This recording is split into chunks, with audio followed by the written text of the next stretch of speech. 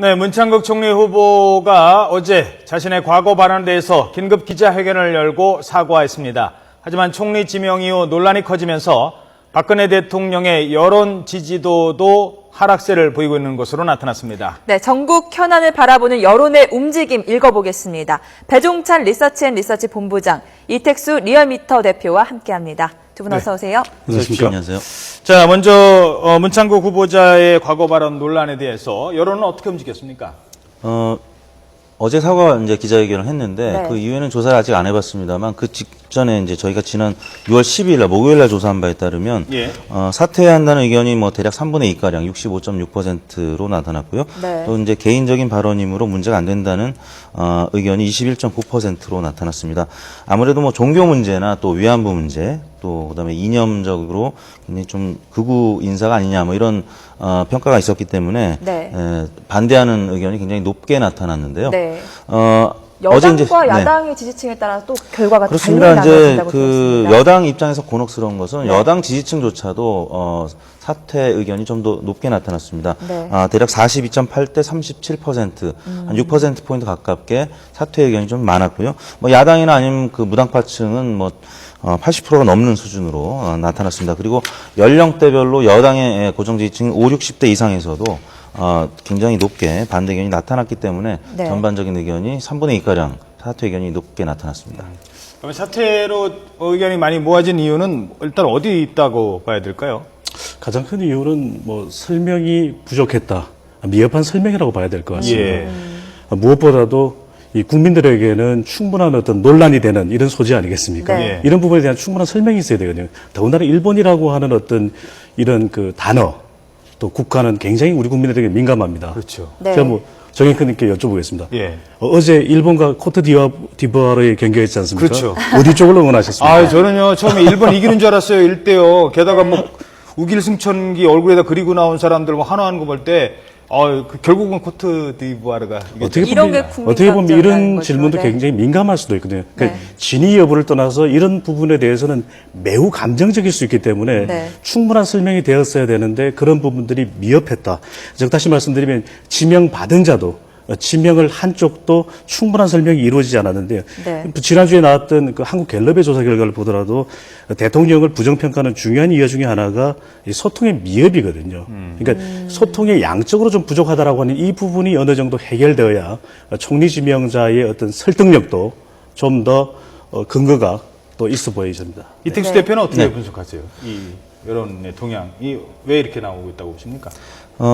뭐 역시 소통과 화합에 이제 방점을 둔 총리 지명이 있지 않겠느냐라고 했었는데 오히려 이제 직후에 김대중 대통령 혹은 뭐 노무현 대통령 그 재단 쪽에서 예. 뭐 폐륜화 같은 뭐 아주 극단적인 용어까지 써가면서 비난을 했기 때문에 네. 일단 그 우호적인 여론 형성에 좀 어려운 뭐 그런 분위기였었고 더욱이 이제 지상파 방송에서 톱뉴스로 다뤘던 부분 때문에 굉장히 총리 지명자 입장에서는 어려운 상황이 된 것 같습니다. 예. 네.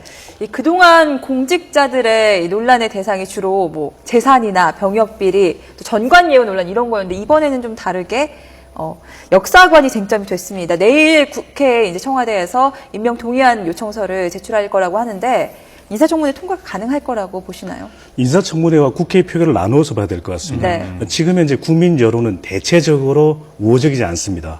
그리고 더 중요한 것은 인사청문회의 한 축이 야권이거든요. 네. 야권에서도 상당히 지금 현재 반대를 하고 있는 상황이기 때문에 청문회 통과는 상당히 어렵지 않겠습니까? 그렇다면 남아있는 과제는 여하튼 국회 표결일 수가 표결이죠, 있습니다. 본회의, 네. 바로 이 국회 표결에서 과연 총리 인준이 되느냐 되지 않느냐 이 문제가 어떻게 보면 청문회 통과보다도 더 중요한 어떤 정치적인 관건 일정이 되리라고 보여집니다. 예.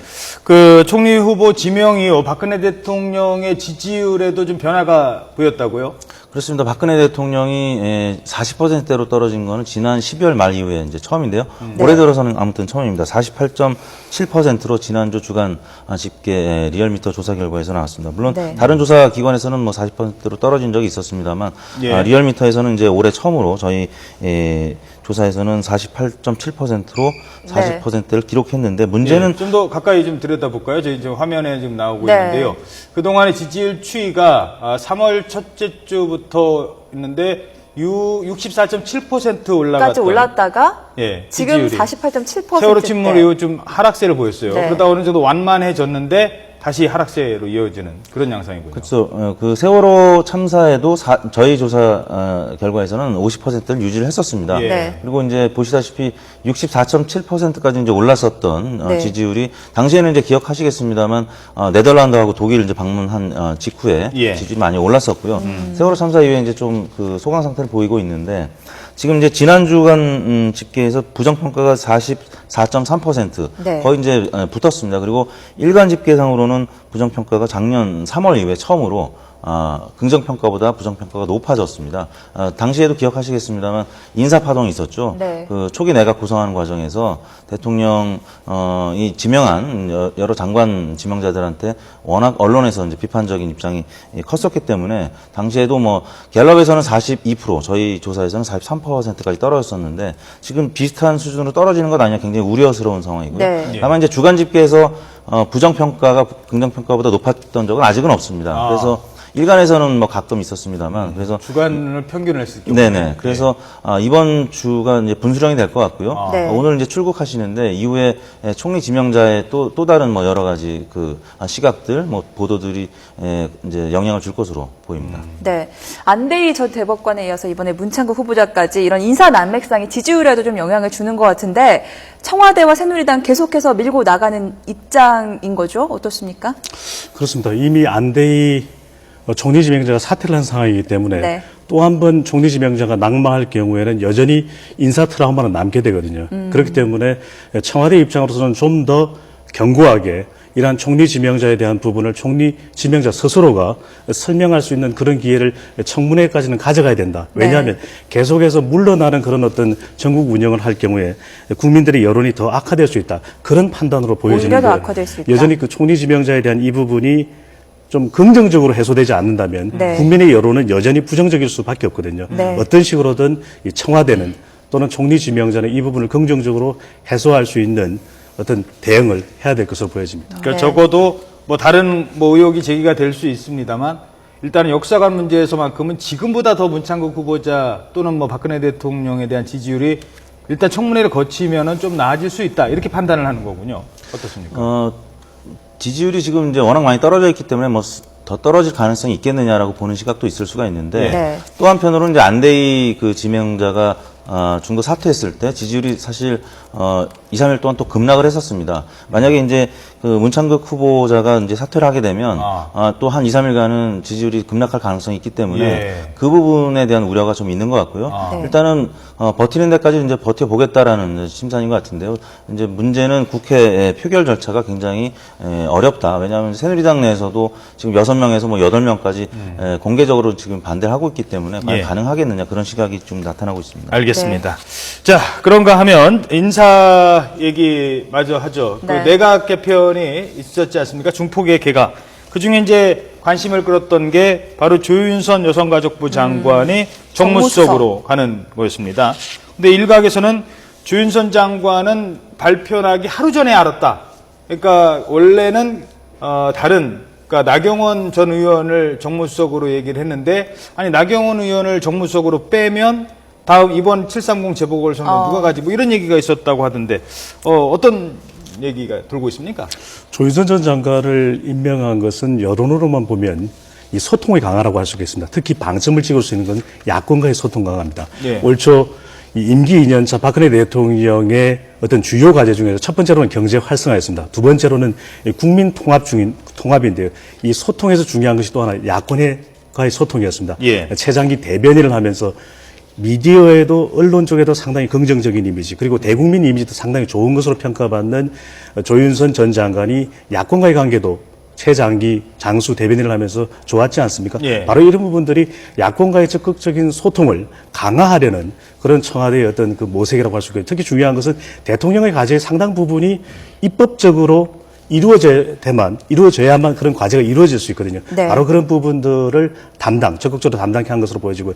나경원 전 의원 같은 경우에는 뭐 여러 가지 이유는 있겠습니다만은 지난 2011년 서울시장 보궐선거에 출마하면서 그래도 그 박 시장과 한번 겨뤘던 적이 있습니까? 야권 간에 약간의 앙금이 또 남아있을 수도 있습니다. 네. 바로 이런 부분도 어떻게 보면 좀 더 야권과 조화로울 수 있는 야권과의 소통에 방점이 찍혔던 인사로 보여집니다. 예, 사실 새누리당의 뭐 친박 또는 뭐 중도 계열의 어떤 얼굴이라고 할 수 있는데요. 김희정 의원까지 이번에 네. 여성 뭐 장관으로 가지고 장관을 가지 않습니까? 맡은, 네. 이런 어떤 스타가 있다라는 게 어떤 선거를 치르거나 또 당이 중요한 고비를 맞을 때 큰 역할을 할 수 있는, 특히 이제 지금처럼 수석 자리가 비었을 때 뭐 이런 박영선 원내대표가 새정치민주연합 원내대표가 여성이기 때문에 더 원활한 관계도 있을 수 있고 뭐 그런 장점은 좀 많이 있는 것 같습니다. 새누리당에. 그렇습니다. 뭐 중량감 면에서는 조윤선 의원이 이제 초선 의원 출신이고 물론 예. 장관은 했습니다만 중진 의원급들이 하마평에 올랐었는데 그보다는 좀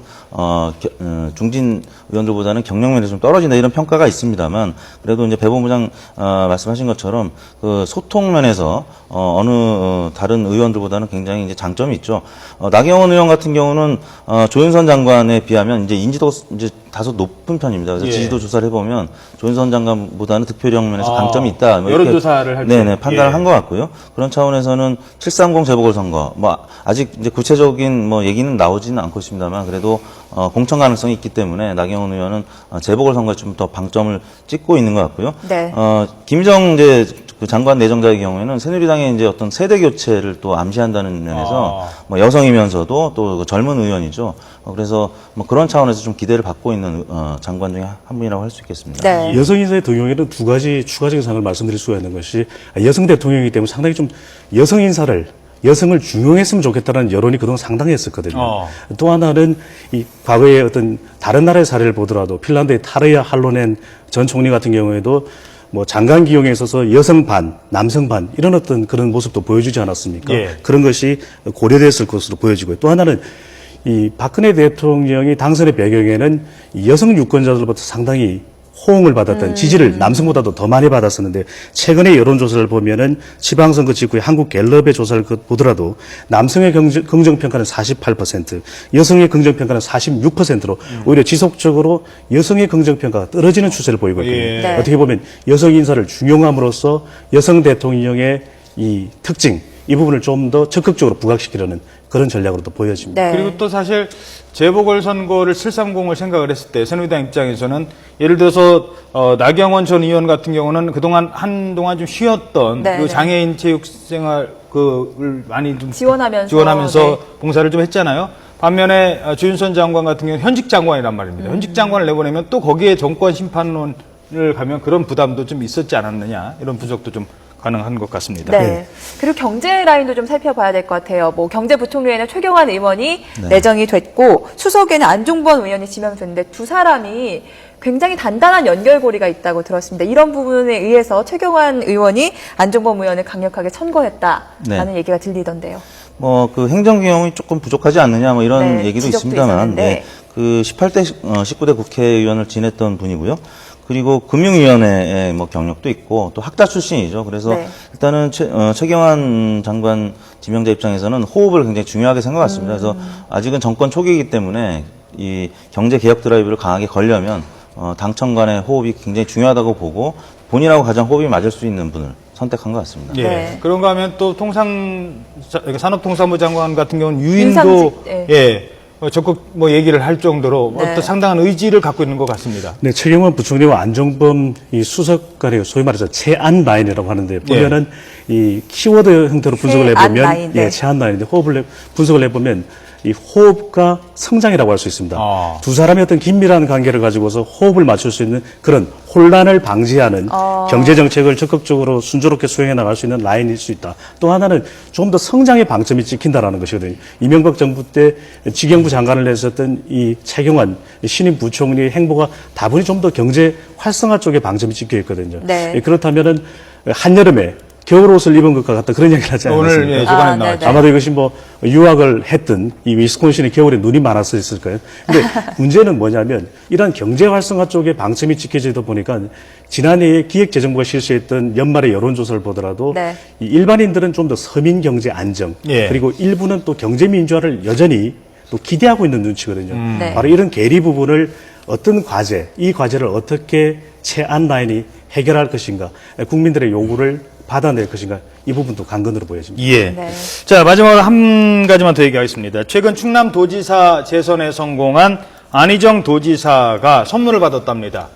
바로 최장집 고려대 명예교수로부터 선물을 받았는데 책 제목이 마키아벨리의 군주론. 군주론.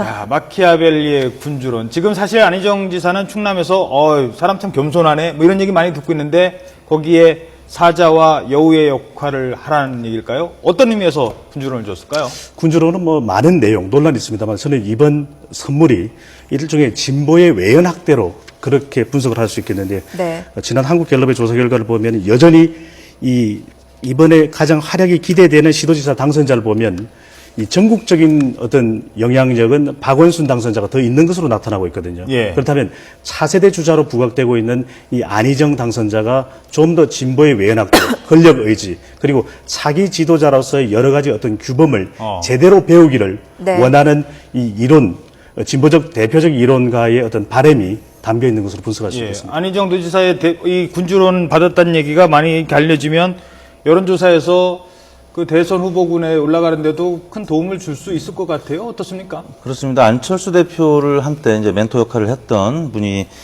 최 교수님인데 이번에 안희정 지사한테 특별히 선물을 줬다는 것은 큰 의미가 있죠. 일단 뭐 지난 주간에서 저희 야권 이제 차기 주자군을 보면 박원순 이제 1등이고요. 그다음에 문재인, 안철수, 손학규 이렇게 어떻게 보면 시니어 이제 주자군입니다. 그렇죠. 그다음에 차기 주자군으로 분류되는 분들 중에서는 안희정 지사가 가장 높은 지지를 지금 나타내고 있습니다. 그래서 야권 전체에서는 5위로 지금 나타나고 있는데 그 다음에 이제 김부겸, 뭐 송영길 시장 등이 있는데요. 차기 주자군에서는 이제 가장 앞서 있고 또 그 친노 진영에서 문재인 의원과 이제 오버랩돼 있기 때문에 그 문재인 의원 다음으로 굉장히 각광을 받는 분이죠. 그래서 이번 선물이 굉장히 큰 의미를 부여할 것 같습니다. 알겠습니다.